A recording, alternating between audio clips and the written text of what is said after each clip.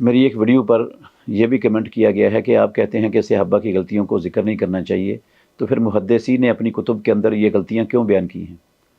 मोहतरम नाज़रीन किराम, मुहद्दिसीन का काम था रसूलुल्लाह सल्लल्लाहु अलैहि वसल्लम के नाम के साथ जो कुछ दुनिया में मौजूद है वो जमा करके सनदों के साथ उनको लोगों के सामने पेश कर देना। अगर मुहद्दिसीन रहमतुल्लाहि अलैहिम ऐसा अमल ना करते तो बाद में आने वाले दीन के दुश्मन, इस्लाम के दुश्मन, उन्होंने ये प्रोपेगेंडा करना था कि इन्होंने जो अपनी मर्ज़ी की बातें थीं, अहादीस थीं, वो लिख दी हैं, और जो इनकी अपनी मर्ज़ी के, इनके अपने नज़रियात के, अकायद के, ख्वाहिशात के ख़िलाफ़ थीं, उन सब को खा पी गए, उन सब को छोड़ दिए। ये वैसे उन्होंने ये सारा हक़ अदा कर दिया, इसके बावजूद ये एतराज़ करने वाले आज भी दुनिया में मौजूद हैं।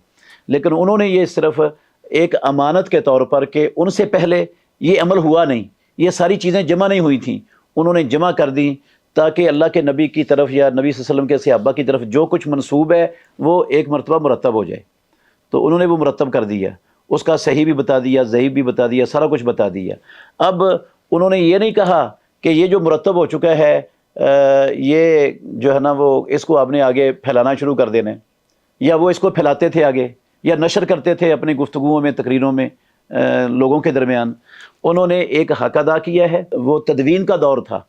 उस तदवीन के दौर में यही हक़ बनता था कि उसको जमा किया जाए। अब तदवीन हो चुकी है, सारा कुछ सामने आ चुका है। अब इन बातों को उछालने का, हम ये कहते हैं कि सहाबा रिज़वानुल्लाहि अलैहिम अजमईन की गलतियों को उछालने का फ़ायदा कोई नहीं है, नुकसान है। अगर फ़ायदा होना कोई तो फिर तो समझ आती है कि इस फ़ायदे के लिए इसको किया जाएगा।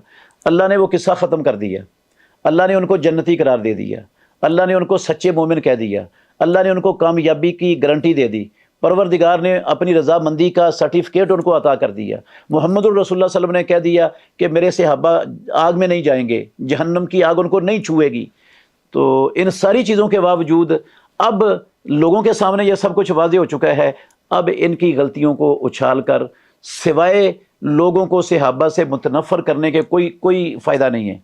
और सहाबा से मुतनफ़र होने का फ़ायदा ये है, ये नतीजा निकलेगा कि सहाबा इस्लाम के सबसे पहले रावी हैं जिनके ज़रिए इस्लाम दुनिया तक पहुँचा है। तो जब पहले रावी उनका एतमाद मजरूह हो जाएगा, उनके मुतल्लक़ लोगों का एतमाद मजरूह हो जाएगा, तो फिर वो सिका नहीं रहेंगे, वो काबिल एतबार नहीं रहेंगे।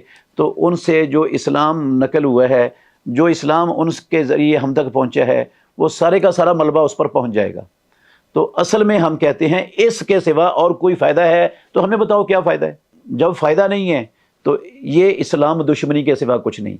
और हमेशा ऐसा काम अब्दुल्ला बिन सबा के पैरोकारों ने किया है, और आज भी अब्दुल्ला बिन सबा के पैरोकार इस परचम को उठा के खड़े हैं, वरना उनको तकलीफ़ है इस्लाम से।